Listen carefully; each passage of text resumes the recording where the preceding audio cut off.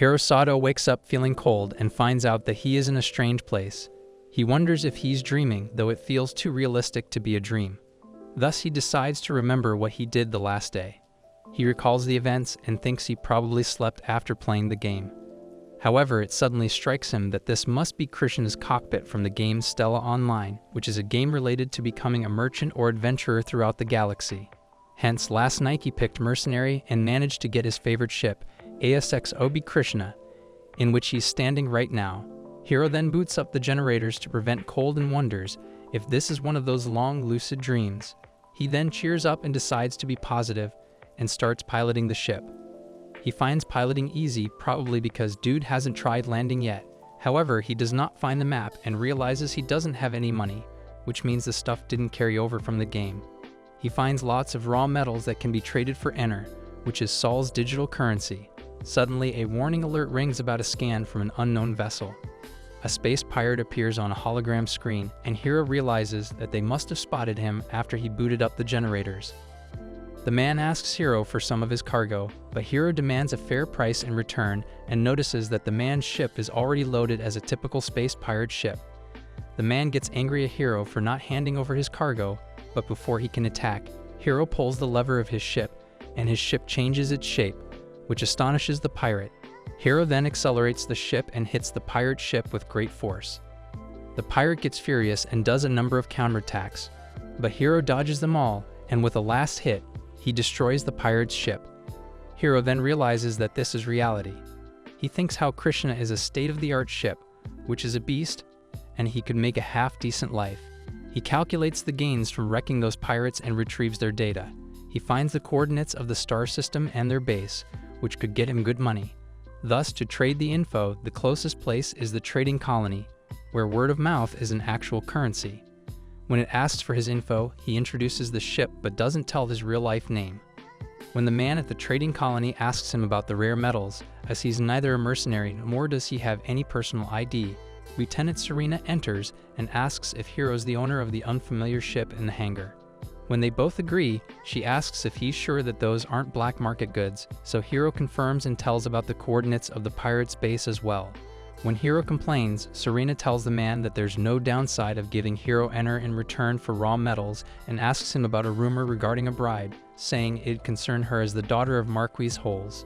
The man scaredly leaves, and Serena then wonders if Hiro has stumbled from another universe as his info is blank. He excuses that he had some accident while using his hyperdrive and couldn't remember anything, but she calls it an implausible story, revealing how they considered him as a spy from the Bellbellum Federation. As she turns to leave, Hiro hopes not to run into her again. However, she wishes the opposite before leaving. Seems like Universe loves to play games with these two. After receiving the money, he calculates it to be 40 years worth of savings. He thinks about how yesterday he was just a 27-year-old grinding as a network administrator and never expected that he could live inside one of those games he plays. He discovers that he is in a place called the Tarmain system, which is made up of a star, Tarmain, 4 planets, and an asteroid belt, but none of the planets are compatible with human life, though the system is a bounty of exploitable resources. This system is under the mighty Graken Empire, which is at skirmishes with the Bellbellum Federation. Hiro realizes that this universe isn't quite the same as SOL and decides to hop on over to another star system. When he goes to stock some food, he's shocked at the sight. As he turns to see some thugs, he realizes this division isn't the safest to hang around in. He turns to leave, but an elf girl compliments his gun, so he gets surprised. She says that she's also a mercenary and asks him to hang around as she's bored. He agrees as it's a good chance to learn about everyday life here. Congratulations, he's now been promoted to Elf Entertainment Specialist. She introduces herself as Elma, and he does himself as Hiro, and then she asks him to follow her for the tour. Elma yells at knowing how he isn't registered since an unregistered gunship might as well be a pirate ship, so she drags him to the guild. On arriving there, she tells him that she's been a mercenary for 5 years, is a veteran, and is 53 years old, though it doesn't look like it. When Hiro asks what she gets up to in the first 48 years of her over 500 years of life, she snaps that it's none of his business, and he realizes that there is none. The receptionist asks Hiro to send his ship name and ID, so he does so, but the man exclaims at never seeing a ship like that, as there's barely any info on it.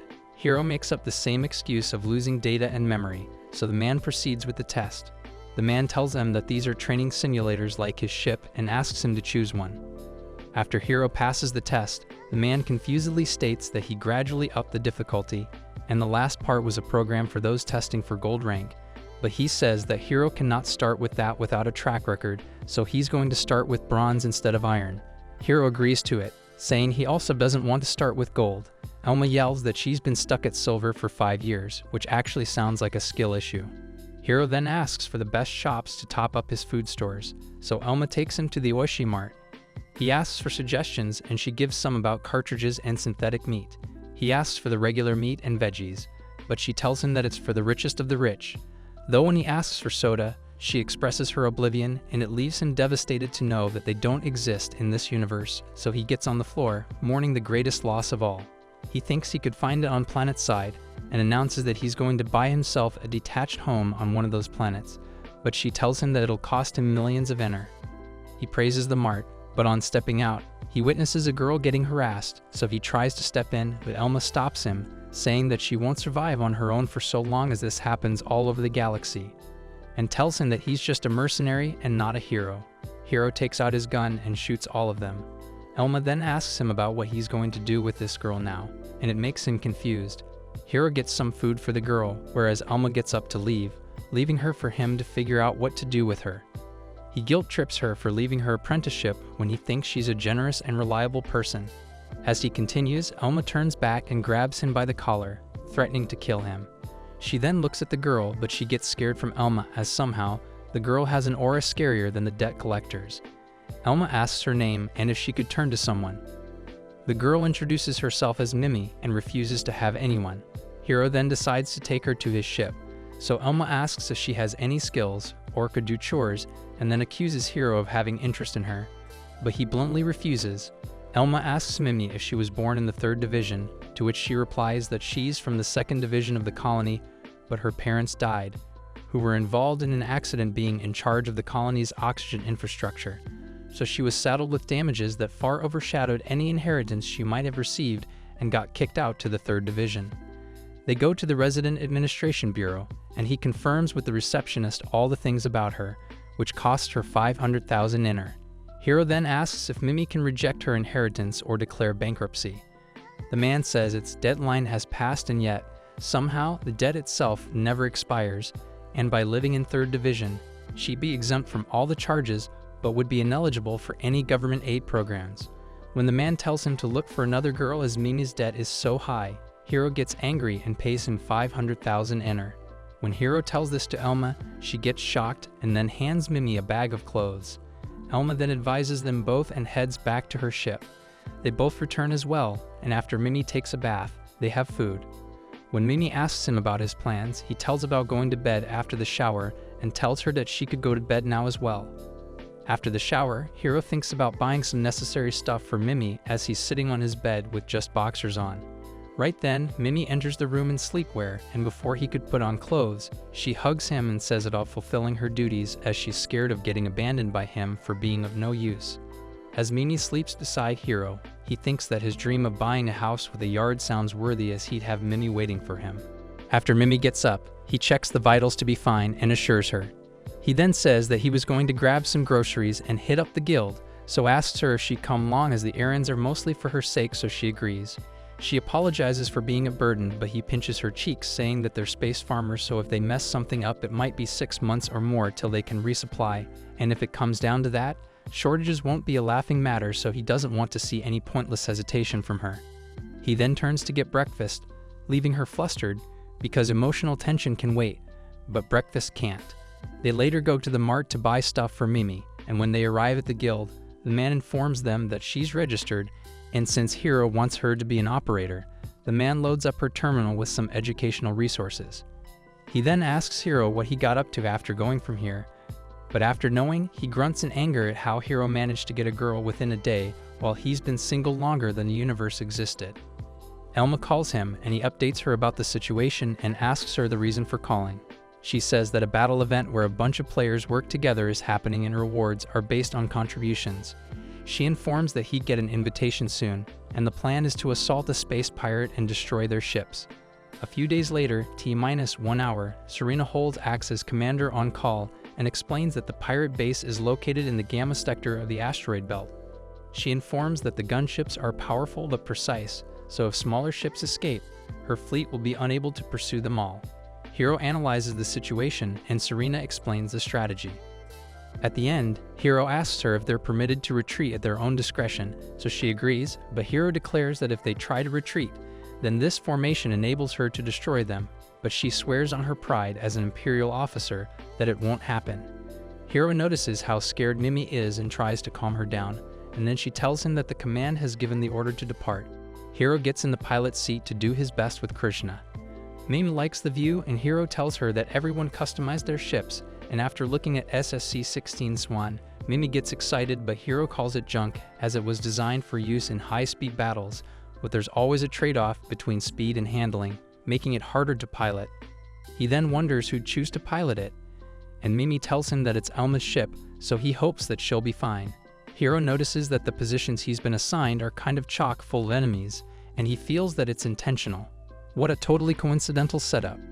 He then tells Mimi to be prepared and then attacks the pirate's base and states that with that range and power, even his own ship Krishna wouldn't stand a chance. Mimi then informs that a message is incoming and then reads that small enemy craft are attempting to escape and comm restrictions are lifted.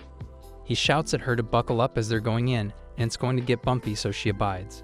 When she sees the enemy ships approaching, she announces it, so Hiro shoots lasers at them, but notices that he's got some runners and then knocks them down as well. Serena calls if anyone is there, so Hiro calls Mimi and says that one of the merc ships has been engaged by 5 enemy craft and calls her to be ready.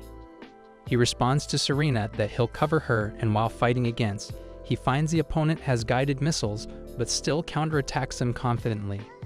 After knocking down all 5, he asks Mimi about the situation, so she informs him about the 3 mid-sized crafts near the fleet causing a lot of trouble, so he tells her that they are going. When he looks at them, he realizes that they look like a remodeled civilian transport ship, but he could not overlook the mid-size pulse lasers or the anti-proximity turrets on it, so he decided not to fight them head-on. Thus he tells Mimi that it's going to get cold as he is about to drop the generator output to minimum and hide in the debris to move into the pirate's blind spot, and then he'll use thermal sensors against them. The crew gets confused to see Krisha, so Mimi informs them that it's them, and they clear the area. After clearing one sector, they move towards another and spot Elma's ship, so he wishes it's not the rampage mode, but unfortunately, fate loves irony. Mimi gets concerned, so Hiro explains that they can't do anything while it's rampaging and will explode soon. However, due to the sturdy cockpit, she won't die. Suddenly, her ship crashes into one of the fleet's battleships, so Serena asks if it's going to affect the battle plan, but the man refuses, so she tells him to make sure he bills him for the damages. She expresses her curiosity about Krishna's lieutenant, so the man informs that he's a bronze but his score is platinum level, so she thinks how Hiro seemed ordinary when she met him, thus she asks the man to collect info about him. After they receive a transmission on the operation being concluded, Hiro gets happy for the good and debris from the pirates. They find a singing crystal among it, and he says that it's dangerous but orders to take it and tells Mimi to keep it a secret since it's a unique item. And when shattered, it summons a huge number of crystal beings. When Mimi asks him about his plans, he tells her about buying a detached house with a yard on some planet, so she also gets excited. When he asks her for her goal, her stomach grumbles with hunger, so he laughs and says to find some food after they're done. But she tells him that she wants to go to the edge of space and sample every cuisine in the world with him. The classic astronaut foodie combo. The salesman describes a cooker to them, and Hiro thinks that as he planned to remodel Krishna to accommodation, so it's a good timing, and so they are at the spaceship appliance dealer. After they try one of them, Hiro decides to buy it because clearly self-control is overrated, and then they walk to the Mercenary Guild. Hiro asks for the manager, so when she arrives, she asks him if he's here to claim his reward, which he affirms. They talk about his accomplishments and skills, and she suggests him to put together his own fleet, but he says that it isn't in his plans. When she asks about their relationship, Mimi tells that he's her master, so she gets interested as well. When they ask about Elma, the manager tells that she's fine, but the fleet's repair bill is quite steep and is traveling to raise funds and guesses that she'd get imprisoned. After getting home, Mimi looks sad, so he takes her to the town the next day to cheer her up, but they find Elma there, drunk in an alley. When they approach Elma, she points a gun at them due to being on edge, but then puts it back on realizing it's them. Hero asks her how much cash she needs, so she informs that it's 3 million yen and she's no income. He asks her when the payment is due. She tells that it's in 2 hours, and if she can't pay up, she's doomed to hard labor on a prison station near Tarmain Ii that's full of pirates caught by mercs. Mimi hugs her and looks at Hero with puppy eyes, so they go and pay Elma's debt. Elma asks him the reason, so he tells that he did it for Mimi as he can't see her sadness, and also because Elma helped her so much that he wants her on his crew as she's 5 years of experience. However, he says she will be on a payroll and over time she can pay him back. She blushes and asks if that's how he saw her, and he realizes that she's misunderstanding the conversation, but Elma agrees to join his crew. Serena gets told that the deadline for that mercenary incident was today, so she looks through the report and yells at him for putting a 1-week deadline for this much money, but looks at Captain Barrington's signature and sighs as she knows how much he hates mercenaries and her. She then orders the man to look closer into the matter as she wants Barrington gone, so he abides. When Elma looks at Hero's well-accommodated ship, she asks why a mercenary is living in such luxury, as this place screams retired billionaire. He explains how he ended up with a few upgrades and tells her to take a shower as the food will be ready by the time she's done. When Elma looks flustered at the mention of the shower, Mimi guides her there. Hero thinks that he needs to have at least 1 million yen set aside for emergencies, so he has to do bounty hunting of the remaining pirates as they'll be gunning for the asteroid belt. He looks for the civilian traffic on his computer when Elma enters and asks him to do whatever he wants with her. After they sleep together, he tells her that it was just a misunderstanding, so she gets angry for not telling earlier. At the breakfast, Elma is confused about the relationship between the three of them, whether it's romance, teamwork, or a very intense social experiment. So he assures that he wants them all on good terms, but Elma says that she's worried about their future. After the fall of the Pirates' base, they have decreased, but relations between the Graken Empire and the Belbellan Federation are deteriorating.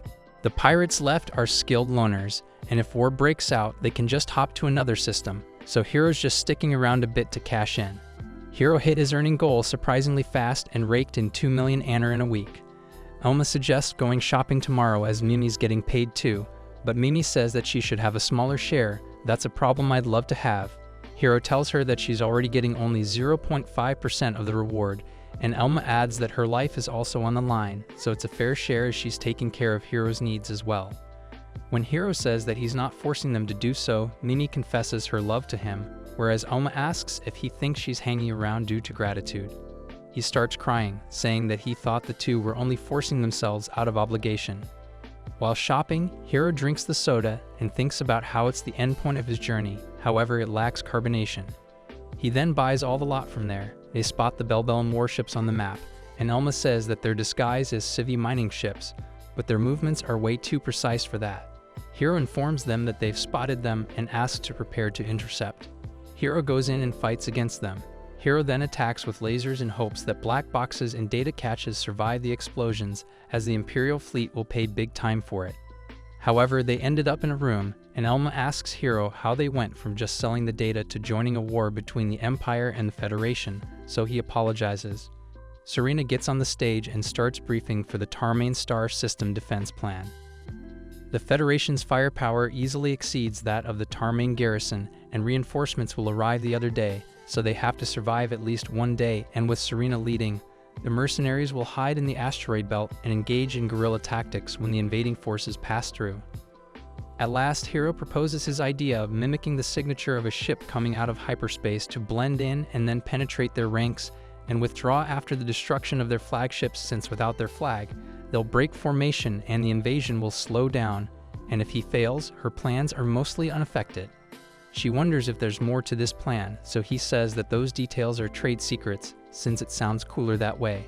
She permits him and instructs him to return as he'll be handsomely rewarded. Elma later yells at him for his decision and calls it a suicide mission. But he calms her down as he has thought it through and then shows her the singing crystal he had obtained. Elma yells at him, but he ties the singing crystal to the warp head. She shakes her head as she can't believe they've been going around into battle with that, and asks him about the plan. Hero explains that they'll hang out in FTL where the enemy's expected to leave hyperspace, and when they warp out, Hero will leave FTL at the same time. Elma guesses that since the signature from leaving FTL is similar to a warp out, he'll use that to blend in, so he adds that then he'll use thermal stealth to mix and sneak up on the flagship, and once he's in range, he'll fire this reactive anti-ship torpedo. Mimi asks why she hasn't seen anyone using it, so Owen replies that it costs 500,000 ener a pop. At this price, does it also grant immortality? After Hero's done explaining the plan, Elma calls it super reckless, but says that only he can pull it off with this ship. Mimi says that the radar's picking up multiple warp-out signals, so Hero asks to begin deceleration. He announces to ignore everyone else as their target is the flagship, but the enemy turrets get focused on them. He says that they won't fire his heroes at close quarters. As he finds the flagship, he shoots the anti-ship torpedo at it, and their fleet announces the destruction, and the crystal beings start attacking. Elma then tells him to leave, but Hero says that it's a perfect chance to crush enemies. She yells that crystal beings are on their starboard, while Hero continues shooting, as crystal beings are easy to shatter but relentlessly hunts down any signs of life. Mimi says that the Imperial fleet has arrived in the battle space and asks him to leave as the PTL drive is fully charged. Later he calculates his total earnings after expenses to be 11,130,000, which isn't enough to buy his dream house. She then asks about enrolling in the Imperial Army, but he refuses to join the army or be noble since money will get him to his goal. A week later, Serena tries to lure him into the army again with better pay and benefits, so they ask him what he'd do, and he announces to let's jam since maintenance is done and they're resupplied except for anti-ship torpedoes. He then asks Mimi if she can do the takeoff request as they're going to 6 systems away at the Heroines system they talked about yesterday.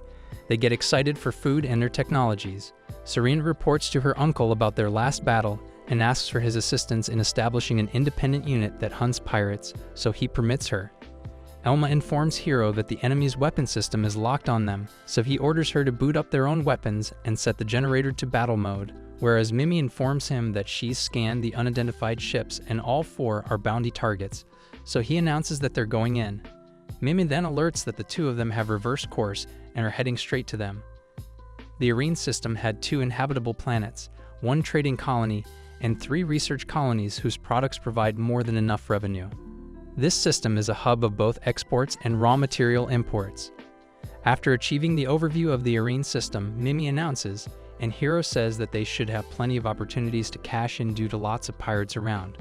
Mimi asks which colony they're headed to, so Hero says that he wanted to get a peek at the research colonies, but Elma says it's just a bunch of workaholics, so as he decides about the trading ones, Mimi tells them that they're picking an SOS signal and informs them that they'll be in range in a moment and reports the conditions as well as pirates chasing a civilian passenger ship. Suddenly, the enemies locked onto them, and they arrive at the battle. After knocking down 2, Elma tells that the FTL signature from the pirate ships is confirmed, and he starts following them until their signals are lost. They call the passenger ship after the pirates escape, and the man introduces himself as Inagawa Technologies Koimoru and thanks them. He then asks them to stand guard until Imperial troops arrive, so Hero makes the deal in return for pay. After sending the request to dock, Elma says that they'll sell their salvage from the pirate wrecks and get their bounties. They then head to the Imperial troop station for a bounty and find the place way more urbanized as compared to Tarmine Prime, as they actually have buildings instead of just vibes. After reaching the head office, the officer informs that the bounty for 2 ships is 15 grand. Hero says how the 2 they took out carried shabby cargo, so Elma says that they must have stashed the good stuff away. Hero gets a complete medical scan done for what they came for and asks the girls to get theirs done as well as he'll pay. They ask him for its cost, and he guesses it to be 1 million ener. Elma tells him that someone is interested in buying that pirated cargo, but Hero finds the offer pretty low. Elma thinks otherwise and says she'll calculate her and Mimi's share, so Hero tells her he doesn't need to rush about the repayment since he wants her around for longer. She rests her head on his stomach and assures him that she isn't leaving and asks if the amnesia story is a lie. But guess we'll never know. His expression gives it away, so he asks her if she really wants to hear his crazy story and tells her that Krishna and he are from another universe, and she tries to connect the dots and asks how their tech could be compatible with Krishna if that's true, and there's no way he can pull off half the stuff he does in battles without any prior knowledge. She couldn't make sense out of it, so he told her that he was just an office worker and got this information from a game back there. She says that his story is impossible to believe but consistent with the way he walks and talks. Guess he's born to be suspicious. So he says that his memory is also blurry, so he just wants to move on, and despite being interested in the occurrence of these events, he isn't in a rush to get back to his universe. When he compliments her, she asks him if he doesn't think that he's a bit old to be having cringy middle school fantasies, so he replies that it's big talk for a poor little space elf, and they both wrestle until Hiro cries. Hiro is surprised to see other races in the underground part of the colony and decides to go shopping. When he sees a girl in a maid dress, he instantly takes Mimi to buy her one even though she protests. After she tries on different maid dresses, he immediately buys them all. Impulse control? Never heard of it. At the Reincarnated colony mercenary guild, Hiro says to Mimi to let's eat after they finish up at the guild, but she gets embarrassed and asks if she must wear this around. However, he tells her that it's making her stand out more. On arriving at the guild, he tells the receptionist that they just got here, so he wanted to let the guild know that he'll be wearing here for a little while. She confirms his identity and notes her arrival, and then informs him of a message from Manhwa Technologies for him. She reads that their offer is 500,000 ener, so he accepts it. Mimi then asks her if she could ask them if they can refer Hiro for a medical exam, and Hiro asks what the local delicacies are around here. The next day, they arrive at the medical facility and an electronic ball introduces itself as Navigation Unit N34 and asks them to follow. Hiro finds it high-tech, however the other two don't, and they follow it inside until they reach the doctor, who's been waiting for them. The doctor introduces herself as Shoko, and Hiro introduces himself as well. As Mimi is about to tell the doctor that Hiro has amnesia, he apologizes that it was a lie, but Shoko still asks for it, so Hiro tells her the amnesia story, but considering the lack of his ship's docking records, he states it seems he's been thrown into another universe. Shoko proceeds with the scan in the medical pods for abnormalities.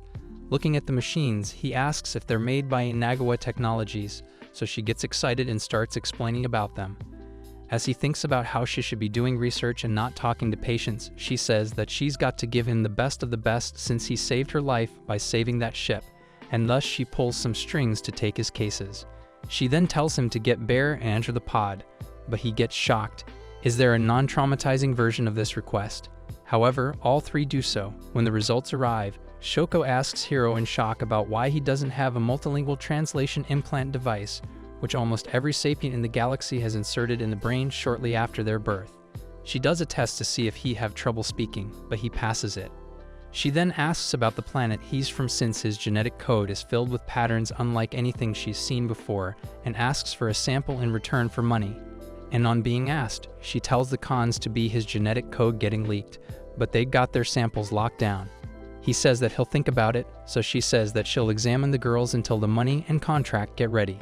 He asks her if his DNA is really that valuable, so she says that new human DNA can even give humanity a boost to the next evolutionary step, and says that payment is based on the rarity of his DNA and its potential in future products. She then gets the contract signed and collects his blood and seed, leaving him quite uncomfortable. After they get the results, she tells them to take it easy for about 3 days and whispers something to the girls. The medical exam of 3 cost him 90,000 ener, because apparently even in space, healthcare is a scam. Should I send my boy Luigi? Ellen sits in Hiro's room, and when he asks her the reason, she climbs him. And while saying something, she knocks down due to being drunk. In the morning, Mimi tells him that Elma is fertile since once female elves come of age, they don't get pregnant until they've accepted their partner as their soulmate. Hiro grins, saying how Elma's head over heels for him, but she snaps at him, and he wonders how 2 different species could have a kid together. They go sightseeing at Arian in an industrial powerhouse factory and decide to head to the Sierra Corporation, but Elma hesitates at it being a cultured meat factory. When Hiro sees Elma jolting away, he asks her why she's running away after seeing the factory sign if the meat they usually eat isn't artificial. When he asks the difference, Mimi points to the factory gate, saying it's one way to find out, and he forcefully drags Elma in. As they enter, they wonder what this is supposed to be, as they don't see anything except for a single entrance. Suddenly, an automated voice tells them that this observation room will move throughout the processing facility. Mimi gets excited as it moves to the cultivation process, and the voice explains the things. After seeing things, they feel so disgusted that Mimi decides not to eat meat for a while, whereas Hiro couldn't believe they showed them the butchering of those monsters. After Elma says that she did try to warn them, they move to Mega Corporation's aquaculture farm. After seeing waste of ships being used in cartridges, the girls feel disgusted. However, Hiro says that it's expected from a primitive planet. They see the cartridge storage and then move to the Korea beverages. That's the foremost alcohol producer in the empire. They look through its orchard, and after finding a wine fruit sample machine, Elma starts eating and gives one to Hiro. He couldn't believe how the fruit was filled with wine and asked about the fermentation, but she said that's an old method, which made Hiro realize how the genetic engineering in this universe is insane. At home, Hiro asks Elma how she hasn't repaid a single ener to him, but bought 100 grand worth of booze. Debt doesn't taste this good. She apologizes to him, so he prohibits booze for a week, and in punishment, states that he'd do to her what Shuko did to him. Hiro takes a stroll around the town area alone as Elma's mourning like a queen dethroned over her booze ban and Mimi's studying her operator manuals. He looks around to do anything to kill time and searches for games around and in his terminal. Suddenly, he hears the scream of a woman from an alley, and when he walks there with his gun pointed ahead, Shoko runs to him as a strange man is running after her. Hiro points the gun at the man, stopping him to take another step. Hiro tells the man to head home, but the man shoots towards Hiro with something in his sleeves. Hiro quickly shoots back at his hand, resulting in the weapon exploding and breaking away from his fake arm, and the man falls to the ground.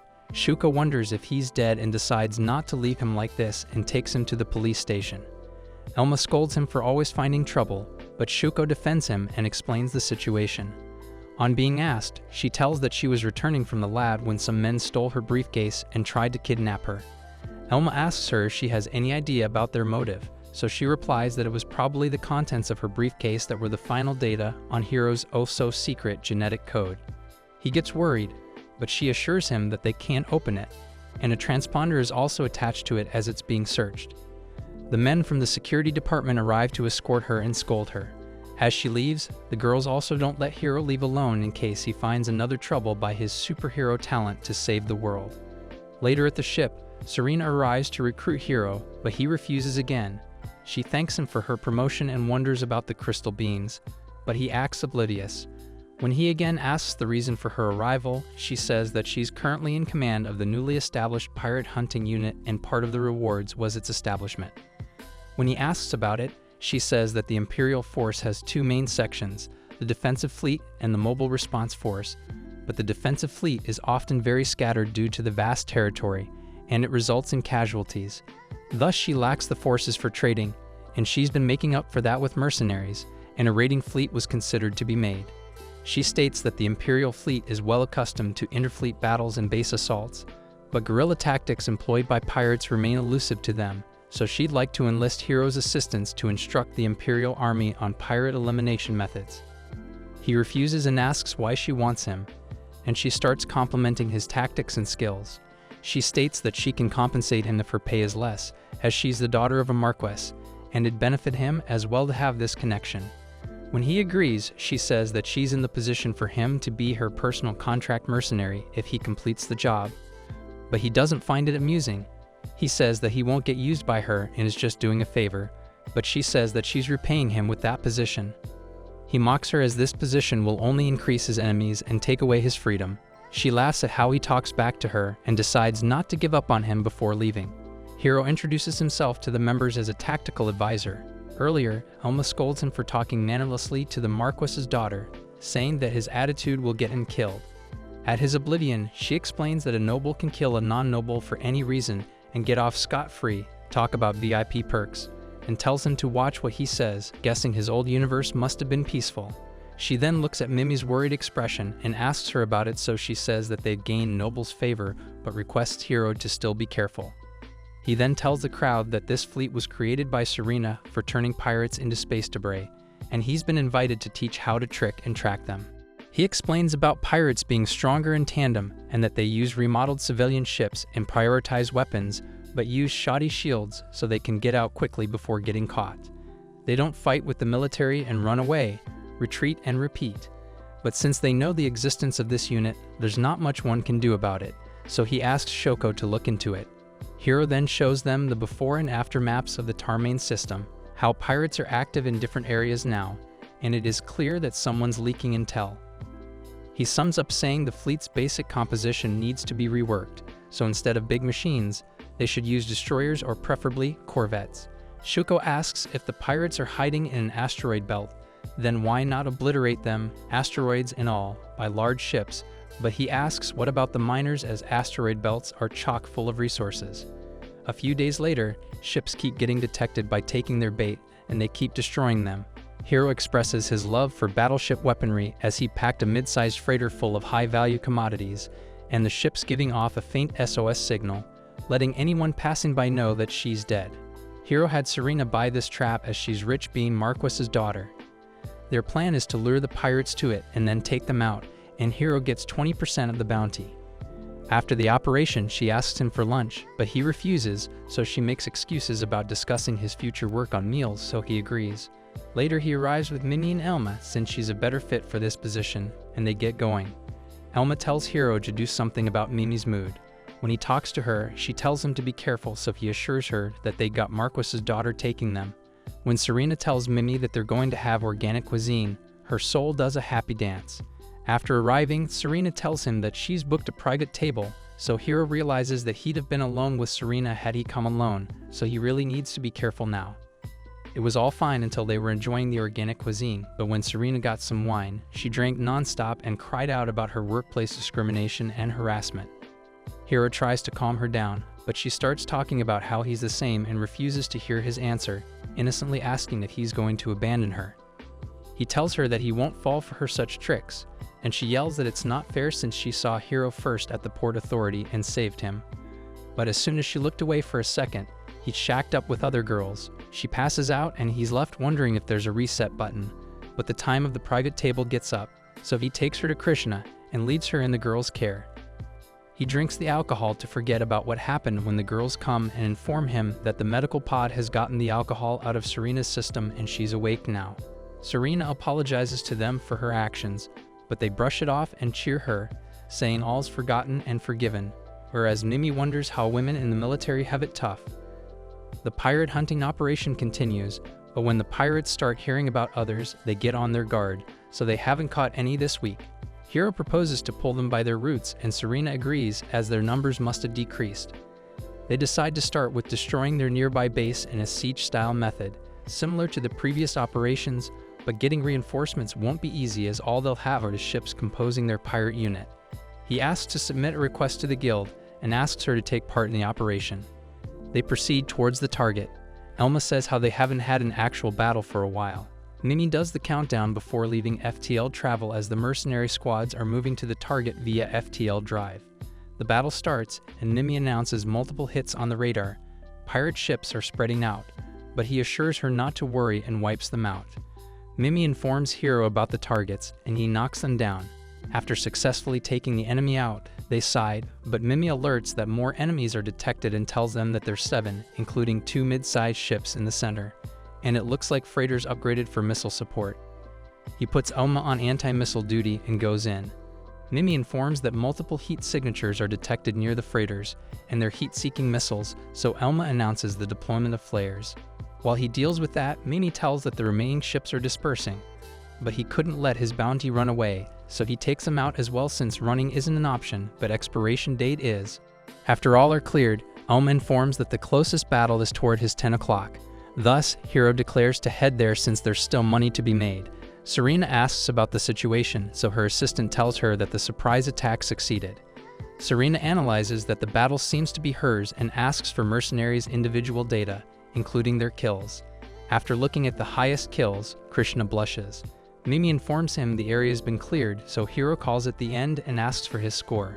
When he gets to know it's 33 small and 3 mid-sized ships, he seems disappointed, so he orders them to begin salvage operations to make up for it, where they find valuable tech.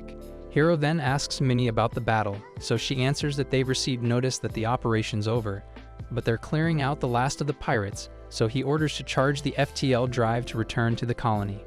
After getting back, Elma sighs at having to babysit the princess again, so Hiro asks to endure a week more. When Mimi asks what they're going to do after this, Elma suggests he head for the conflict sector, but he refuses since there were strict restrictions during conflicts in Sesol.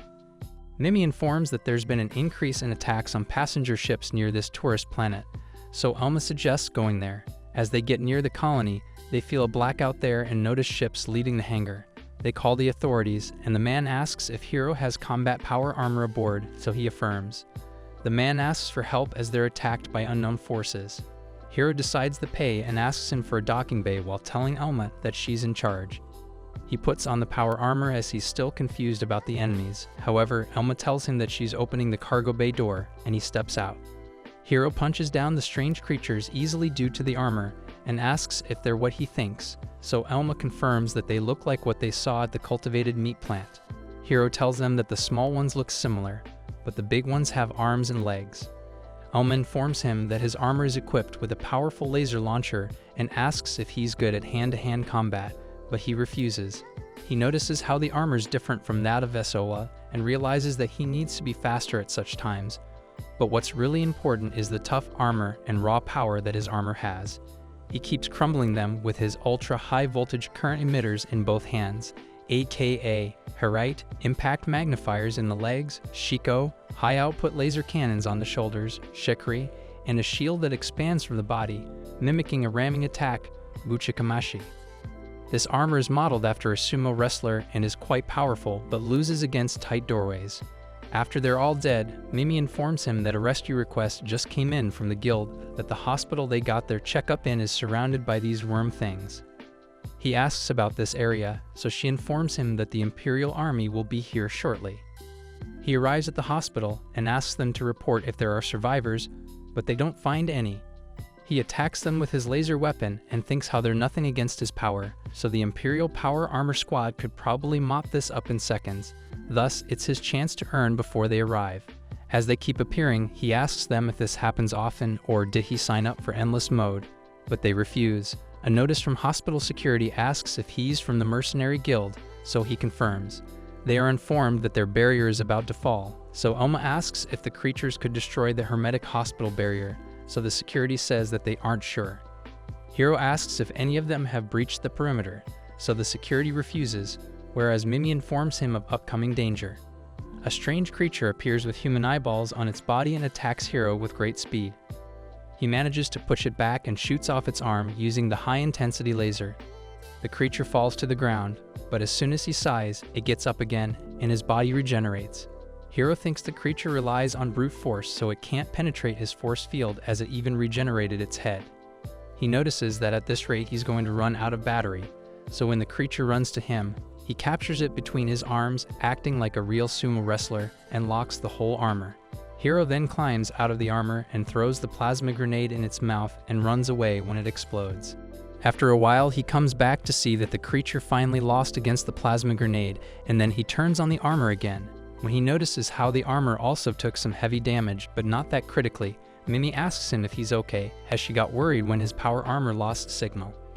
He assures her not to worry, as he's fine.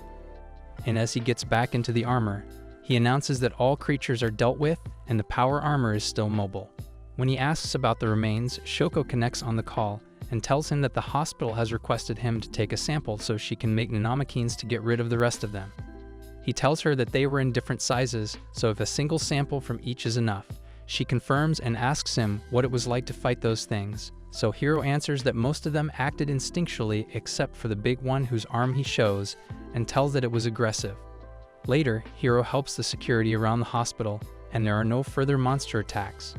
He then takes a shower at Shuko's office, and she decontaminates his power armor and informs him that the nanomachines are done too. He asks her about that thing with eyes and wonders if it's related to his stolen DNA, so when she doesn't reply, he says that it's not a threat as long as he and his crew are safe. After the incident, the colony gets normal in 5 days, and the monsters came from the meat cultivation plant since their apoptosis programming had been removed via gene editing and their aggression increased. Inagawa sends Hiro a basket filled with fruits and rare metal bars, and their payment from military and port authority also comes, and he thinks about buying a mothership with 17 million ener, but Elma tells him that he needs to save more for that. He then proposes to go to the resort system Mimi talked about, but before they could leave, Serena enters because, of course, peace was never an option. Hiro pushes Serena away, telling her to leave, so she yells that it's not fair that they go to a resort while she's stuck at work. He calls her annoying, whereas they tell her not to act like this to the Marquess's daughter. She then yells at him in annoyance and calls him imprudent for going on vacation after so many lives were lost. He nonchalantly answers that it doesn't have anything to do with him and pushes her out of the door like a human eject button. but she continues to protest, so Alma stops them. They sit down and ask Serena the reason again, so she says that she's jealous and envious of them going on vacation. That's why she keeps coming back. Hiro yells at her for causing such a problem, but she cries for vacation. He asks what happened to her honor and pride, as she's now jealous of them going on vacation, but she starts crying and tells him that she was so honest with him. Mimi steps in and asks her if she was here to hang out with Hiro and relax, so Elma proposes to all to have a drink and takes out the mountain of booze she ordered earlier, whereas Hiro reminds Serena that she's now another favor due to him. Serena praises the booze, so Elma tells her that it's straight from the distillery, whereas Hiro taunts her for wasting so much money. And when Mimi says that she doesn't waste money, they taunt her as well for making Hiro buy so much stuff. He gets tired of their conversation and tries to eat something. But after looking at a dish, he gets surprised and asks if the cook made it. But instead it was Mimi, and when she gives it to him, he feels disgusted to see the worm-like things in it. He hesitantly takes a bite and unexpectedly finds it good. Serena asks Mimi about what exactly it is, and when Mimi replies that it's space worms, Hiro covers his ear and yells that it's just pasta. Hence, Mimi's food is edible if you don't think too hard about what it looks like, which only Hiro ate. But later the girls get extremely drunk, and Serena cries out how her colleagues insulted her again. He tries to calm them down until Serena falls asleep while yelling at him. She wakes up confused in the morning, so he tells her that she needs to be careful about her drinking problem as a noble, so she apologizes. He then tells her to leave in order to prevent rumors, and she does so. The three of them look through the debris but find nothing valuable until they spot a cold sleep pod with something inside. A few hours earlier, they spotted a magnificent place, as in the Sierra system. Anyone can land, and it's blessed with numerous planets ideal for exploring nature, and is famous among so-called resort systems, so Mimi and Alma get fascinated by the idea. There are a bunch of planets in the system, and from import and export bases to accommodations, there are various colonies all over, so the orbits are busy with cargo and attract pirates. Mimi tells him that they're 10 minutes out from the Sierra Prime colony when the alarm for the interdictor rings. It's often used by the military during raids, but this time it's for pirates, so Hiro decides to take them on and succeeds. Presently, Hiro decides to grab the pod and head for the colony and contacts the port authority. Elma tells Mimi that the passenger ships are equipped with cold sleep pods as a means of escape, so one is obligated to bring it back, as leaving it is a serious crime. Hiro tells that he needs to be in the room when the pod opens and asks Alma to come along. The man informs them that they're trying to revive the occupant and tells them that it's from a luxury passenger ship that went missing 3 months ago, so the occupant is likely to be some VIP. They then notice that its distress signal responder has been cut off by a noble's sword. When it opens, they find a girl who grabs Hiro's hand and calls him her father, which is news to both him and his birth certificate, with her eyes closed and then sleeps, whereas others go to finish up the paperwork. When the girl calls her father again, he tells her that he's not her dad, so she sits up and introduces herself as Christina Dallenwald, daughter of Friedrich Dallenwald, the rightful heir of Count Dallenwald. He also introduces himself and explains to her the situation and that she'll be staying at his ship. He then introduces the girls to her and assures her to get hold of her grandfather. He promises to protect her in a dramatic way to cheer her as she plays along, already planning to test that claim, until she suddenly discloses that his father was killed by her uncle Balthazar Dallenwald, and it was his private army who attacked her ship, so she asks him to protect her from her uncle's nefarious scheming. Hiro asks if she's sure and not misremembering, but she confirms and tells that her mother was shot while protecting her and her father stalled the attackers for her to get away. He realizes that he must have cut the transponder to prevent enemies from finding her. Hiro then gets up and tells her that he's a mercenary who doesn't come cheap and asks her what she'd offer other than power of friendship, so she hands him a personal treasure. He makes the deal without worrying about its worth and promises to return it after receiving the bounty from her grandfather. Chris is then questioned after the paperwork, and she asks to hold rumors. The man says that her message will reach its destination in 5 days at the earliest, as it's a 3D video letter, so the distance between systems occupies time. She then asks the man to leave and Hiro to stay as she starts recording. She updates his grandfather about all the events in the message and also introduces Hiro, assuring that Hiro will be taking care of her, so he bows and greets as well, trying his best to assure her grandfather. After ending the recording, they return, and she asks about her personal necessities on the way. He then alerts her that her uncle's henchman must be around and tells her to keep her guard up since he isn't the best at hand-to-hand combat, so she recommends him swordsmanship and tells him the top swordsman can block laser fire and the best of the best can reflect those shots right back. When they arrive home, Mimi happily meets Chris, but Elma sulks over Hiro achieving gold rank as she's still silver. But she snaps at Mimi angrily, boasting about her experience. When Hiro teases her, she challenges him for a fight, but he tells Chris to tell her story to them. After knowing that, Mimi starts crying, whereas Hiro hands the copy of the holo message to Elma to send it to Count Dallenwald in case Chris' uncle tries to intercept the Port Authority and promises to handle the cost. They then plan the ways to be careful from now on, and she turns to transfer the message, so he tells her to be careful. Hiro then thinks how he's only good at fighting in space with Krishna, as he's worse than a toddler in hand-to-hand, so he brainstorms how to get the enemy to come out and face him there, and after looking at Mimi's tablet, he gets the idea to make the enemies pursue him. When Mimi sees Hiro looking at her tablet, she tells him they can't be vacationing right now, but he tells her to get them one of these tours. She confusedly asks about which one he said, but he says about all of them and every single planet. Mimi asks what's going on, but Elma calls meanwhile and reports that her work is done, but she's being followed. She finally reaches home after dodging the stalkers, and he announces the strategy meeting. When Mimi asks him the reason for vacations, he answers that the enemies are hot on their tail, so he'll make reservations at every single place he can to stand out even more so when the enemies ambush.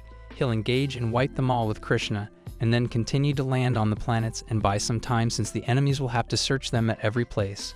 Meanwhile, he'll use Elma's contacts to keep Count Dallenwald informed.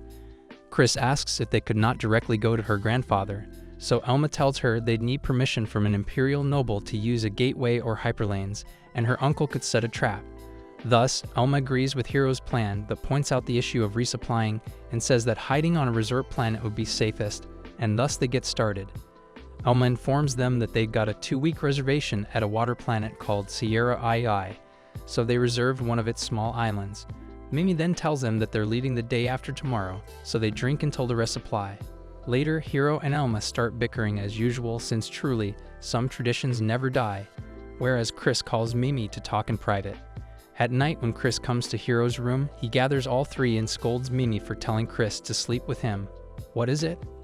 A matchmaking service? Since she's a noble princess and also their job. Chris says that it's unfair to leave her out of the circle, but he explains to her how her protection is their job and tells her that she wouldn't want him and her grandfather getting into an argument caused by a fleeting emotion. She agrees and walks back to her room. Meanwhile, he tells Elma to also watch out for Chris. Chris enters the cockpit the next day and Hiro shows her the chair to her where the inertia dampening is strongest. Mimi informs them about the permission to take off, and they cautiously take off. Hiro gives instructions to Mimi and Elma, and when Chris asks about herself, he tells her to just exist beautifully. Mimi informs him about 12 small and 4 mid-size enemy ships, so he goes in. Elma tells him that enemies have high attenuation shields, and after looking at ships, they say that it looks like military specs. Hiro shoots lasers at them, but realizes that they are tough, and asks Mimi if she got through to the Imperial fleet, but she replies that she is jammed. After Hiro analyzes enemies' fighting abilities for a while, he hits them with everything he's got, and Elma reports that the enemies are breaking formation, so now's the chance. He goes to take down the mid-sizer first, but Mimi alerts him that all shots are deflected, so he realizes that these are even tougher. He then uses a destroyed ship as their shield. Mimi reports that small ships are on their tail, but he destroys them as well. Mimi then alerts about more enemies approaching from behind, so he bombards lasers on them and destroys them too. However, the remaining ships reorganize and head for him. When Hiro's done with all, he acknowledges that they were stronger than the pirates and announces that part 1 of their plan is completed, so he tells them to quickly grab the most accessible cargo and then head for the planet. On arriving at the planet, an AI called Milo tells him about being a host to them and guides them to their lodging. They enjoy the tree and the open sky until Milo asks them about lunch, so he agrees, and until then, Mimi and Chris leave to explore around. Mila then asks if they want anything, so Hiro asks them to arrange some carbonated cola since it's out of stock. However, when it arrives after a moment, his excitement dies down as it's not cola, and he gets utterly disappointed. Mila then announces that their meal is ready to be served, so they all leave for that. When maidroids serve them the food, Mimi gets surprised at seeing one for the first time. But the maid answers that she's not for sale and introduces another one. But Mimi tells that she was only asking out of curiosity, as she perfectly takes care of all of Hiro's needs by herself. However, when she turns to him, he says that he wants one. The betrayal is instant, and asks the maid robot for the catalog of available ones. As the fish is served in the meal, Mimi feels scared about its eyes, as if it's plotting something fishy, since she's only had synthesized food all her life. However, the other seems to like it.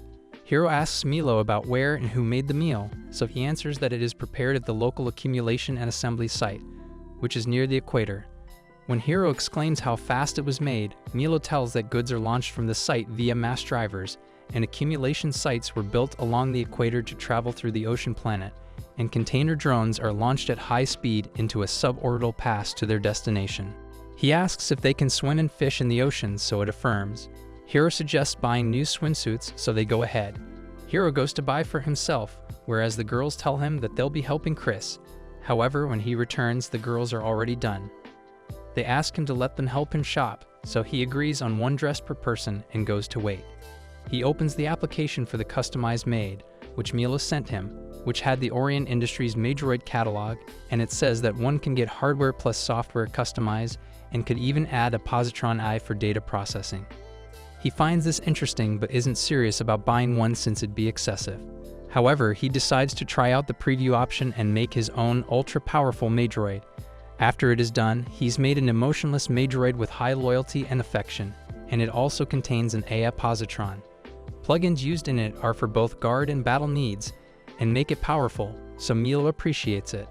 It says that he'd share this data with Orient Industries headquarters, but Hiro refuses due to high expenses, so Milo suggests getting a lower version, but he refuses, but ends up getting one. At home, Hiro lies devastated on the couch since Milo again fails to bring the right soda when the Maidroid informs him about his delivered orders. The clothes that the girls shop for him have arrived, so he tries them on. He's now a dress-up doll, and when Chris helps him do his tie, he tells her that she doesn't need to do it, but she tells him that it's normal for a noble and her knight to have a unique emotional relationship. When Elma looks suspicious about it, he assures her that it's fine.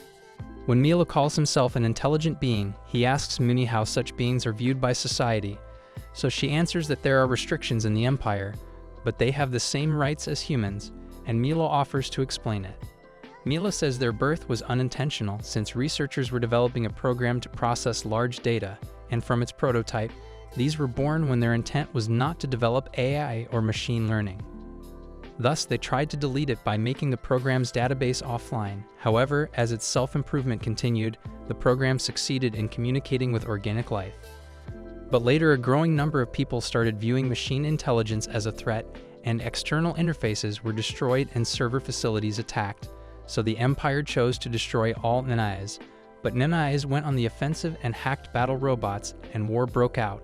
Hiro asks about what has changed now, so Milo replies that the organics started to notice them and dissenters began to appear on both sides. But they believed that MIs should secure their freedom by exterminating the organics, but were subjugated in very short order since home appliances started suicide tactics to harm the surroundings. Thus, the civil rights of MIs to live are to contribute to the growth of the Empire. Mimi and Hiro liked the information, whereas Elma and Chris fought to stay awake.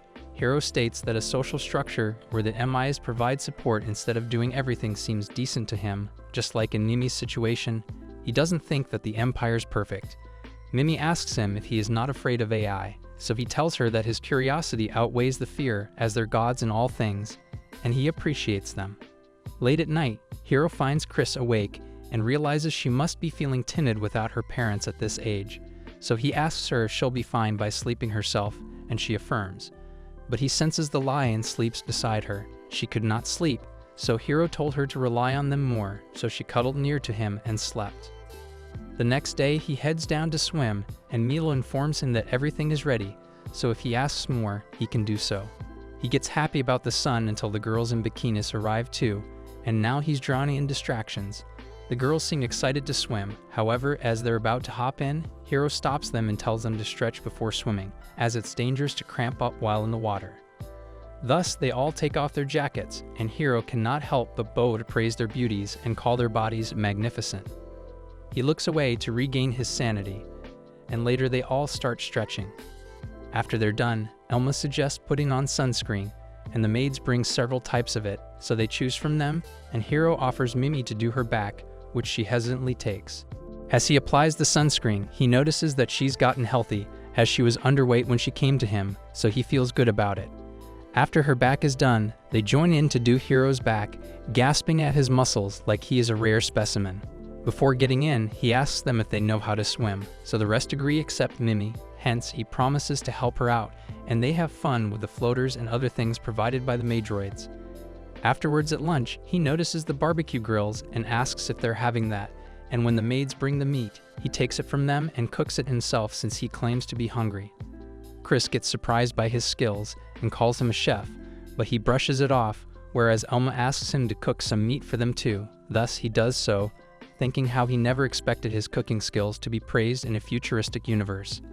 After the lunch, Elma sighs at how peaceful it is, but he adds that it's just for now, so she asks him why he's always worrying when the guys after them spread the news of their death, and even if the truth were known, they wouldn't be able to break through this planet's defense system. However, he mentions how they had more firepower than expected, but Elma assures him that this place caters to VIPs and Milo's positronic brain can detect any abnormalities caused by cyber attacks, and on the physical side, there are guard robots and anti-laser batteries. Hiro then asks about the saturation attack, so she tells him that these systems could buy time until an Imperial fleet shows up. One of the maids overhears, and after knowing about the situation, she assures them that they'll take care of their security. The four of them enjoy the resort, but on the fifth day, Hiro's awakened by the maid he created, and he gets confused about her presence here. He realizes what's happening, and she tells him that as per Milo's instruction, she'll be his personal assistant for his stay and informs that she's yet to be named, mild existential crisis. On being asked, she tells him that if he refuses her services, she'll be relieved from this post, get dismantled and returned to storage. However, it's highly likely that she'd be assigned to another location. Hiro wonders if these are all Milo's instructions or her own, so he gets frustrated. When the girls meet the maidroid, Minnie calls it bad news since a couple broke up because of a maidroid. When Elma also doubts him, he assures them that the maidroid is not malicious. The maidroid then asks to talk to Mimi in private, but she takes Chris and Elma with her as well. Hiro gets on Krishna and thinks about the maidroid's qualities but snaps out of it as he realizes that he'd be forced into buying it. Hiro thinks that the maid wouldn't be aboard, but surprisingly the four get aboard and Mimi looks satisfied, and the maid informs that she's explained her position to Mimi. He then wonders where the maid would stay, so she proposes to stay at the cargo bay as a human being's environment would be wasted on her. Elma asks him about the maid's design as it seems battle-tuned, so he confirms that he wants a guard and it can also handle other matters. A man asks his men if the armada is in order, so his employee affirms and tells that their meteorite bombs are also ready, and 2 stealth drop ships and their contents as well. The man seems to be Chris' uncle as they talk about the platinum rank mercenary, talking about keeping him away from his ship. He then orders to begin the operation, planning to kill Christina. They name the maid May, and as they fish, she helps Mimi out, who seems to be fighting the fishing rod more than the fish. Suddenly, May senses a large-scale assault by pirates and informs them that she's detected over 100 battleships and small asteroids passing in orbit. Hiro yells at them to run to Krishna, and as they do so, May informs them that the pirates are attacking the defense platform and dropping meteorites towards the accumulation and assembly site. Suddenly, they notice something shooting towards them from the sky, and as it lands, they wonder what it is until a man in armor steps out of it. About 3 of those machines come out of that thing, and Chris says that it looks like a battle robot, so Elma hands Hiro a laser gun quickly, and they shoot at the robots and take them out. He then asks May if they're all fireball robots, so she answers that the island's defense forces are currently engaged in battle. He then checks the gun to see it is running out of power, so he borrows some energy mags from her. Hiro sees that they're cut off from Krishna, and May informs that the enemy has the upper hand on the defense forces, so Chris apologizes for the situation, but they brush it off. Suddenly more robots arrive, and the resort's defense robots tackle them, and Hiro appreciates them. When Mimi asks about Krishna, he says that he's remote activated the shields but wants to get to it. They start battling against the robots, and he tells Elma that their weakness is their arms, and finally they all reach inside Krishna. He suggests staying put while the defense system deals with the enemy, but suddenly they hear a rumble, and May informs them that numerous small pirate vessels are descending and larger vessels have begun orbital bombardments against various surface targets near this island. When Hiro gets to know that there's no word from the Imperial fleet, he suspects the signals are jammed and announces to get in the air and tells Mimi to look out for the small pirate ships. He takes down a ship and dodges an orbital shell and announces that the pirate vessels are closing in from all directions. They take down several while the others hide in the clouds like frightened birds, so Elma decides to infer them. They then dig in and get the bounties before they're destroyed. Mimi asks about the enemies in the orbit, so Hiro replies that they're out of range of Krishna's weapons. May informs that the enemy's orbital firepower has been destroyed and an Imperial squad is en route. Mimi announces that something else is being fired from orbit, which appears to be a smart burst warhead from the mass drivers, and the enemies start disappearing. The Imperial Pirate Hunting Unit orders to cease all combat immediately as further violence won't be tolerated. Hiro lets out a tired sigh, and then an even deeper one when he recognizes Serena. On the other hand, Serena tells her assistant to destroy the pirates' ships. Mila's mass driver barrage blew most of the pirates to pieces, and the arrival of Serena ended any further conflict, so they're now working on cleanup while Hiro and the girls are on standby. Hiro wonders how Chris' grandfather should be getting their message, and has probably got backup on the way. He then wonders if Chris' uncle will try even harder to take her out even if it means him going along with her. Mimi advises asking Serena for help, as she owes them enough favors. When Chris asks about Serena, they tell her everything, and Hiro asks if she's fine asking for help from the military as a noble. When she affirms, he decides to call Serena, but before that, he tells Milo that they'll be leaving today, so he agrees to make preparations for their departure and asks him if he's going to buy May. Hiro thinks about it a lot, but on Mimi's insistence he agrees. Milo then tells him that she no longer has Milo's tech support, so Hiro should get her necessary updates done. They go to meet Serena, and she expresses her surprise about them being at the battle. He boasts about the vacation, not that she'd know, and gets to the topic, asking her if she thinks those pirates were unusual. She expresses her doubt about the stealth dropships, deployed combat robots, which she's never seen outside of the military, and wonders how Balthazar obtained them. She then asks them about their arrival, so Hiro says that they just want to tag along and resupply through the military, so she tells him that it won't be cheap. However, he reminds her about the favors she owes and tells her not to hit him with the money talk. Thus, she agrees to hire them as a guard ship for the supply vessel.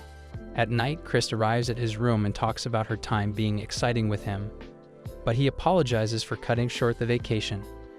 When she hesitates to talk about the actual thing she came for, he calls her beside her, but she starts talking about his preference in women, running a detailed compatibility test on herself, so he tries to explain to her that he honestly appreciates her affection and doesn't dislike her but refuses to get involved with her like that. She suddenly hugs him and insists, and when he tries to say something, she quiets him and asks to let her stay here. Thus, he puts her to bed and decides to grant her wish before she leaves. When Chris and Hiro come out, Elma looks at them angrily, so he ushers Chris to tell her what happened. After knowing it, Elma believes Chris and tells her to be more careful as a noble person. Hiro then gets to Krishna as they are assigned to the pirate hunting fleet and are in charge of protecting the civilian transport ship Pelican IV, and despite being civilian, it belongs to the Holes family. It's a bait ship to attract the pirates. May gets some juice, so he remembers and apologizes to her for not being able to get her upgraded due to his schedule, but she understands, so he tells her to be honest with him about the things she wants to get changed when it's time to update, so she affirms. She then tells him that Krishna is not in her database along with several other unusual things about him, so he gets confused about how to tell her, but she assures him that his secrets are safe with her. Therefore, he decides to tell her. After knowing that, she proposes a theory that since it's not the same as his game, it could be a simulation made by someone, and they're the virtualizations. He calls it a crazy idea since his past universe was way behind in technology. Serena yells at Hiro that it's his fault that no pirates have come since he's guarding, but he says that it could be due to her vessels being close by, so she says that she just changed their IDs, however, it's illegal. Hiro then asks her the chance of running into pirates in the Sierra system, so she says that incidents have been trending since their operation. Suddenly, the transport ship gets hit by an interdictor, so Serena tells Hiro to hold out for 5 minutes until she arrives. He tells the girls to make arrangements and tells Pelican IV to just kill their FTL Dried and focus on defense after dropping out of hyperspace. Mimi announces that Pelican has started to slow down, and there are 11 unidentified enemy vessels, of which one of them is a battleship and 2 are cruisers. He says that they have to be alert, as once they drop out of hyperspace, they're going to attack, and asks the girls to prepare, and then they leave for hyperspace. He fights against the ships when Ninyu recognizes that they're old Imperial ships, so he realizes that it's not just a pirate attack, but a ploy by Balthazar. Elma asks him how he's going to manage with what they're against, but he says that she should know by now that they only need to get in there. Hiro runs the ships into the fire because the farther you get from a battleship, the greater the risk of being hit by its powerful laser battery is.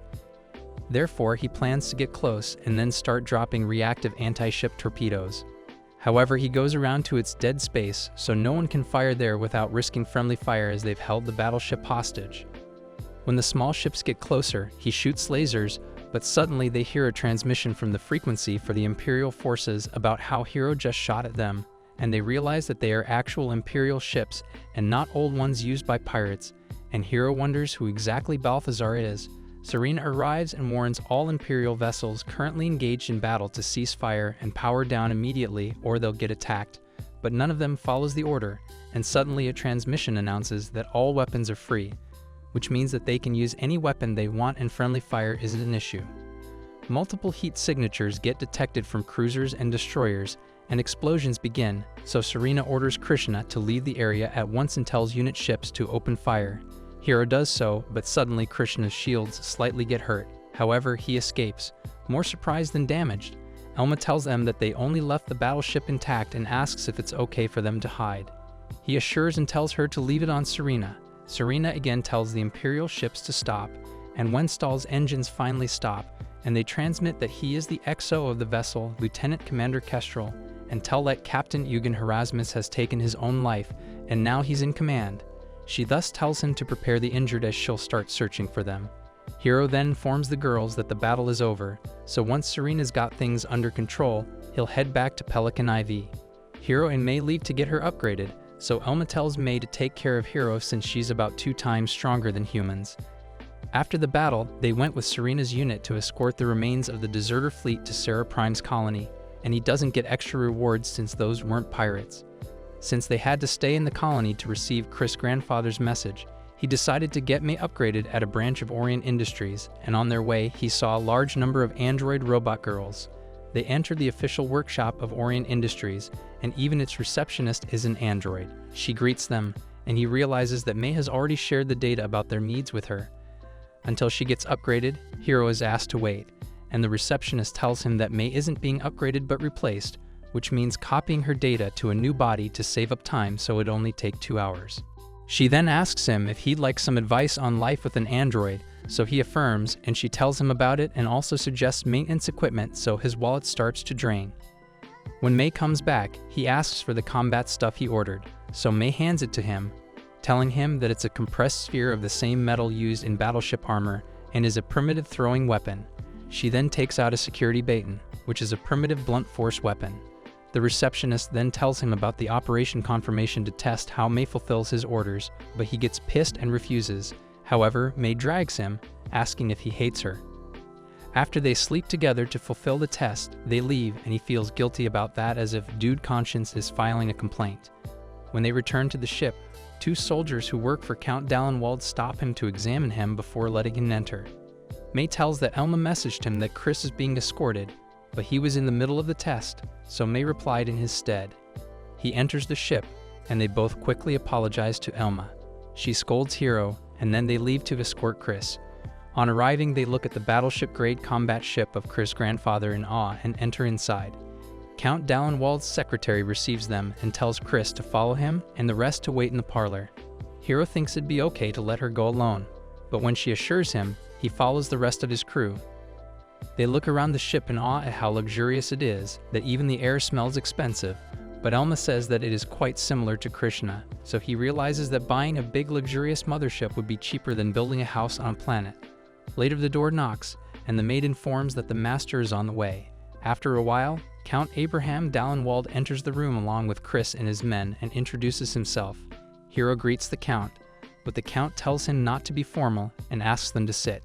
He then thanks Hiro for protecting Chris and asks him how things unfolded. After listening to everything, the Count says that he'll see to it that Hiro is paid a handsome reward in addition to other expenses. Elma then asks the Count about his plans, and he tells her that he brought as much firepower as possible but can't underestimate an adversary with actual military ships. He then proposes to hire Hire to continue protecting them, so Hiro takes the offer gladly as he receives quite a lot of money, because who says no to a wallet upgrade? And his job will also pay him 250k, though Elma calls it hush money. Hiro is alone at home when Serena rings the doorbell, telling him that she's on shore leave so she came here to hang out. He comes out and decides to hang out around the main street, so she suggests going to tourist shops, and he agrees. He suggests going to a VR station, but she refuses to go to any indoor place and suggests a restaurant famous for its drinks.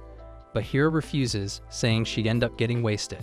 She's arguing with him when suddenly two thugs come to bother her and ask her out, but Hiro tells them that they don't want to get involved with her. This makes one of them angry, and he grabs Hiro by the collar, but Serena takes out her sword, and they run away after knowing that she's a noble. They end up at the restaurant, so he sends the girl a distress signal as he can't deal with wasted Serena by himself.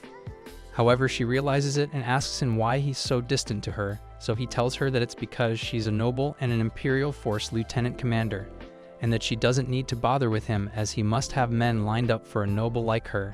She lists the kind of people she's met. Hiro tells that he's almost the same except for guns, but she lists all the good qualities of him, but he still refuses. She wishes that he reaches platinum rank so he could receive a gold star, that is, the first magnitude star's cross of brilliance, which only mostly highly decorated soldiers in the Empire receive. She continues listing its advantages, but he says that getting involved with her is still another matter. So she annoys him more until the girls get him out of there, because better late than stuck forever. 3 days after they delivered Chris to the Count, they're leaving Sierra Prime. Their duty is to guard the fleet carrying the Count and Chris, and their destination is the capital star system of Durksur using a few hyperplanes and gateways. May informs Hiro about a synchronization request, and Mimi sets synchro mode with the Count's fleet and the super high-speed drive and hyperdrive. They arrive at the gateway, and he notices it is huge even compared to a colony. He thinks the circle is the actual gate, bending time and space to connect through space. Mimi asks if the enemies are waiting to ambush them on the other side of the gateway, but Elma doubts it since one would need a lot of firepower to be able to fight the heavy defenses here. Elma suggests that if the Count's friendly with nobles, they might lend him an escort, but the Count's not going to tell his private matters. May says that after warping out in the Comet star system, there will be the highest chance of attack since it's the home of Balthazar. Hiro asks if they should talk to the Count about this, but Elma says it'd be like accusing his domain of disloyalty, like announcing that water is wet. They're playing mahjong along with Chris, because unless they're attacked, boredom is the real enemy. Even after passing through the gateway, there was no attack in Ziegel or Wellick. May then informs them that they'll soon warp out on the Comet star system, and they move forward considering her prediction. Mimi states that the Count knows all about the plot, so it feels like the enemies have nowhere to go no matter how much they struggle. However, May explains that Balthazar is desperate since he can't avoid his own ruination, but considering the ambition shown by his actions, flight, hiding, or seeking asylum seems unlikely because from his point of view, if the Count and Chris are dead, he can take the position of the head of the family. They move forward, and they notice they are surrounded by enemies, but they're not attacking. Mimi announces that suddenly something starts approaching the Count's ship rapidly from outside the radar's range. The ship looks unrecognizable to Hiro, and even Krishna's laser couldn't cross its shields or compete with its speed. The ship launches at full speed towards the Count's ship for a kamikaze attack and pierces its front through the ship. A ship of unknown affiliation pierces the Count's ship, but the monitor doesn't show any thermal or phase changes, which means it isn't a kamikaze. May tells that it's a suppression ship that penetrates the target ship's hull, then pours troops through the horn and takes over, though they have no armament. Hiro wonders why they're boarding the ship instead of loading the horn with a reaction bomb when Balthazar wants to kill the Count and Chris, but Elma states that Imperial nobles like their swords. Hiro wonders if there's no choice but to board it, but Elma warns that he might end up taking the friendly fire in the mess. However, he ends up boarding the ship with power armor along with May, but doesn't find them in the hangar. While he's admiring his armor and May's strength, Elma warns him from a noble's sword as it'll cut him down, not just for show, but for shows of force. Also it deflects lasers. As they move forward, Hiro asks if the ship and the ramming tactic that Balthazar used are popular, but May refuses and praises Hiro for being competent with Balthazar. Mimi informs about the firefight happening to his left, so Hiro and May go and join it. The enemies get shocked at the sight of the power armor, whereas Hiro tells his allies to leave it on him and May and step back. They compete against enemies until a medium-sized power armor appears from their side, prioritized with mobility. Hiro, however, crushes that armor soon enough and remarks that mobility doesn't help even a tiny bit when two power armors are fighting in a tight space, as what one needs is overwhelming power and defense, less of a fight, more of a demolition contest. The men come back suddenly, so Hiro calls May out, and she fights against them and knocks them out with her laser weapon. They get most of them down except for the ones in the large hall, so he tells her to go ahead as she can move faster than him. He looks around and notices the sliced bodies, realizing the noble sword's power. He sees a broken door and enters the room to find Chris guarded by some men. However, the Count has taken a lot of damage. He notices that the Count's damage doesn't look fatal. However, his eyes still look imposing. Suddenly, May enters the room while running towards the people in the room with her weapon, telling them that the person standing across from the Count is Balthazar de Reinwald. Balthazar dashes towards them, but May shoots a laser. However, his sword repels it. He then calls them insolent and boorish to the point of interfering in a duel between nobles. Hiro notices how Balthazar's been fitted with cybernetics, but he can actually face May after her full tune-up and will be a bigger challenge than expected. Hiro orders May to go around as they'll suppress Balthazar with crossfire, but before they could do so, Balthazar gets too close to him and swings his sword, so Hiro tries to defend using the laser gun, which gets sliced by the sword. Hiro gets angry and shoots lasers at him with his other gun, but he uses his portable shield to protect himself. Thus, Hiro asks May to set the launcher in concentrated mode and take aim since the portable shield can't have much battery. Then they have to fire numerous lasers and scrape away the shield. As they're close, Balthazar launches a smokescreen so they can't see him and secretly creeps through to hit Hiro. However, the sensor in power armor senses it and hits him with the flash. Hiro then walks to him as Balthazar is lying on the floor, but Balthazar quickly gets up and swings his sword at Hiro's leg. Playing dead comes with a surprise sequel. Balthazar's sword couldn't cut through the shield, which Hiro makes, and Hiro punches him across the face. Instant attitude adjustment. Hiro sighs at the shield not getting cut through and asks if he should finish off Balthazar. The Count orders his men to apprehend Balthazar and then presents Hiro with his sword. He gets confused and asks May about it, so she explains that in a duel, the sword of the lost opponent is given to the one who wins, so that's why the Count is giving it to Hiro. Thus, he then takes the sword. The fleet needs to be repaired and resupplied, so it'll stop by a colony in the Kumet star system. Meanwhile, Krishna will stay docked in the hangar, and they are free to do as they want. Chris comes to visit Hiro and praises his skills, and he gets up and returns to her the jewel she'd given him temporarily. He remarks that since Balthazar is caught, his duty as a knight is over. She takes it back, but confesses to him that she loves him. Hiro, however, refuses to accept her feelings, saying he doesn't want a noble life. She starts crying and hugs him, proposing to even leave the title of Count for him. But he makes her understand its importance, as well as its consequences of making the Count come after him. He hands Chris over to May to console her, as he doesn't know anything besides facing space pirates. He lies on bed, and after a while he feels someone's presence in the room. When he opens his eyes, he sees Mimi standing there, who suddenly gets on top of him and starts bawling. Surprise hugs, now with bonus tears. On being asked, she tells him that she heard about Chris and him, and it made her happy since he chose her and Elma over Chris, but she cries due to the regret of being happy when it hurts Chris. Hiro pats her head to calm her down and tells her that nothing calms him more than being with her like this. After they come out, he finds Elma too calm, so he asks her about it. She answers that the Count wouldn't allow it in the first place. Moreover, Chris doesn't have much time to prepare for the next head of the family. He then asks Elma about May, so she replies that the mechanical intelligence of the Empire is all about romantic fulfillment, so they'll be fine if nothing happens. At the same time, May says that romance and love will save the universe, which makes him ask her if she gave Chris any weird ideas. She tells how she told Chris to work hard so even Hiro can't protest against her in the future. He tells May that he isn't planning to become a noble, but she smirks that there are plenty of ways to go about it. Elma notices Hiro lost at work and asks her about it, so he answers that he's thinking if it's time to get a mothership. She looks at his screen and asks what kind of ship it is, so he explains that the first is Nighthawk, made with speed in mind, and the second is Skidbladner, whose focus is on defense. Elma picks Nighthawk for speed, but May recommends Skidbladner for its large cargo capacity, whereas Krishna can be used for combat scenarios. Hiro agrees with her but says that since Elma would be at the helm, she wouldn't be suited for a slow ship. May confusedly states that she was assuming that she'd be piloting it since Mimi and Elma are essential crew members of Krishna. Thus, they chose Skidbladner. The Count calls them to thank them and asks for a way to sweeten their reward, so Hiro says that he wants to buy a mothership. Nothing fancy, just a giant, expensive spaceship.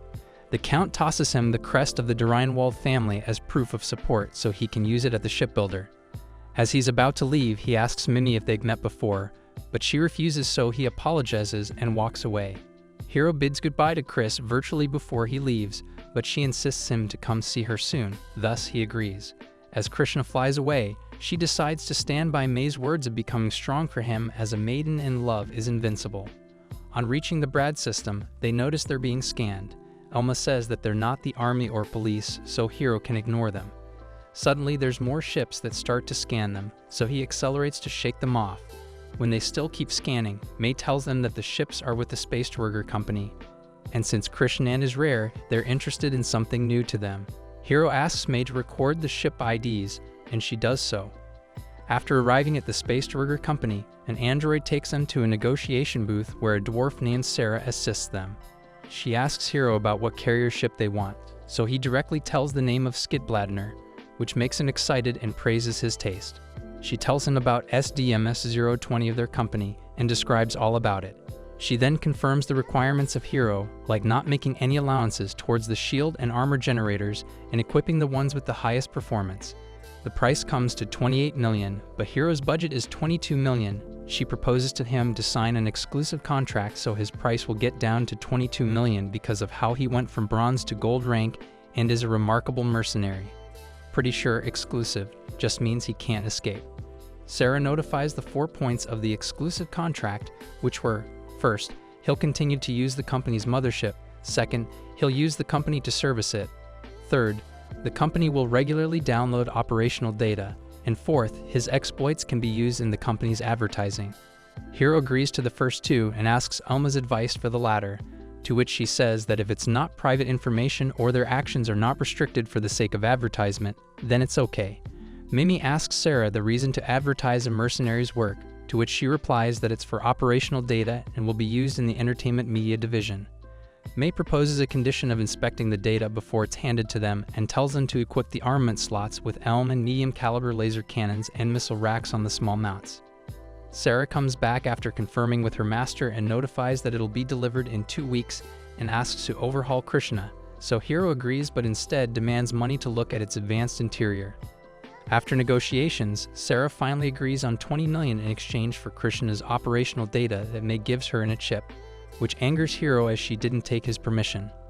On being wondered by Mimi, Elma mentions living in a hotel while Krishna gets its overhaul. Hiro says they can look for a place while packing, but when they arrive near Krishna, they find a huge crowd of engineers fighting and putting through officials to scan Krishna.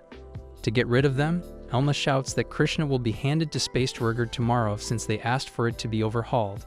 Therefore, it'd be better to find a way and sneak into the overhaul crew. On hearing this, they all rush to Spaceworker. For the hotel, they arrive at a high-class one, and after some discussion, they decide to stay despite it being 10,000 yen a week. Their room was quite spacious and luxurious with 4 bedrooms and even a bathing room along with 2 toilets.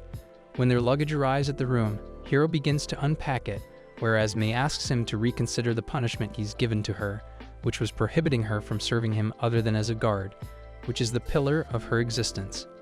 At this rate, she might start writing sad poetry about it. The girls also try to persuade him to lift her punishment as she's reflected enough, so he finally agrees and tells her not to hide things from him from now on. She happily assures him and thanks him. May starts cleaning as Hiro wonders how this place seems nothing out of the ordinary. After a while, May informs him that the workshop working on Krishna is asking for his visit. Reluctantly, he heads over, stopping May when she tries to follow. Upon arrival, Hiro admires Krishna's interior, but realizes he knows little about the technical details. As he looks around, a group of dwarf workers suddenly notices him, and before he can react, 2 girls leap at him, sending him crashing to the ground. Well, that's one way to make an entrance or an impact. He thinks as pain shoots through his back. Later, Hiro finds himself in front of 4 kneeling dwarfs, with the head, Sura, profusely apologizing and even tearing up. Feeling guilty for making a girl cry, he awkwardly accepts the apology. Returning home, Mei instantly declares she will eliminate everyone who injured him. Elma speculates they might be seeking his piloting techniques, given the ambition surrounding his skills. Hiro grows uneasy about the company's intentions. Just then, the doorbell rings. Standing there are Tina and Whiska, the same two who tackled him, grinning as they ask if they can accompany him for the night. Hiro sighs. At this rate, I should start wearing armor indoors. Hiro dismisses the pleas of Tina and Whiska, unmoved by their claims that they will lose their jobs and homes. Despite Mimi's insistence that they hear them out, Hiro calls the department to take them away, annoyed by how the company covers up mistakes. However, Mimi persists, explaining how devastating it is to lose everything, eventually convincing Hiro to listen. As he investigates whether this is truly company policy, Tina and Whiska clarify that they acted on their own. Hiro makes them realize their mistake, pointing out that their actions harm not only the company but also the customers. If cleaning up your mess was a paid job, you'd both be billionaires by now, he quips before telling Mei to summon company officials. When they arrive, they apologize, accompanied by the head of sales and the factory manager. Hiro demands swift action, and the head of sales admits they usually practice restraint but failed this time. The matter is resolved with an apology, but the sales head asks for Hiro's help, needing test pilots for their next generation machines. After negotiating with Elma, Hiro agrees, depending on the reward. The next day, Hiro returns home from a shopping spree when Tina and Whiska suddenly appear, inviting him on a tour of the colony. The factory manager also shows up, stating they wanted to apologize in person and revealing that, as punishment, the two have lost their alcohol privileges. Additionally, the company assigns them as Hiro's exclusive maintenance personnel, covering their wages while Hiro provides them with living space. Finding no issue, he agrees. As Hiro wonders how they will fit in with the crew, Tina suggests taking him to a shop known for good deals on laser weapons. Hiro and Mei tag along in search of power armor, while Elma and Mimi go shopping with Whiska. Tina apologizes again, but Hiro is more concerned with how they handle situations. She then asks about his equipment budget, admitting she has no idea how much a gold-rank mercenary makes. Hiro reveals he earns 100,000 a day. You could say my earnings are mercenary interest, he jokes. Otherwise, he wouldn't be able to casually drop 20 million. On top of that, he makes even more from large-scale missions and special requests. Hearing this, Tina makes another attempt at flirting, but Hiro rejects her, saying that looking at little girls isn't his thing. Tina quickly clarifies that she is 27 and in her prime. Hiro, surprised, admits he thought she was even younger than Mimi. Mei then confirms that Tina is actually the youngest. Hiro arrives at the old shop just as it hits its busiest hour. Looking around, he notices the crowd of mercenaries. Tina explains that this shop is always packed because it sells nearly every firearm imaginable, including custom-made weapons. As Hiro browses the equipment, he considers replacing his split laser gun. Mei approaches him, asking if she can buy a knife. Curious, Hiro inquires further, and she clarifies that it's actually an ultra-hard metallic dart, useful for power armor and easy to conceal. Hiro tells her to go ahead, surprised that someone is up front as Mei would want something so practical. However, seeing her smile upon getting the knife makes him happy. Suddenly, Tina appears and directly asks Hiro to buy something for her. When he refuses, she tries acting cute, pestering him repeatedly. Mei quickly intervenes from behind, warning Tina that she is still standing in front of her master. Hiro tries to de-escalate the situation, insisting it's not that serious. If persistence was a weapon, you'd be the most dangerous mercenary here, he remarks. Changing the subject, he mentions his interest in a split laser gun for power armor, especially after his fight with the noble. He wants something that combines the size of a laser gun with the abilities of a noble's sword. Knowing Tina is skilled in engineering, he asks her to design one for him, offering a reward within 100,000 budget. Tina finally agrees. Hiro then instructs her to work with Mei on the project, hoping it will also help mend their relationship. As Hiro continues shopping, he enters another store and notices a pair of shoulder pads on display.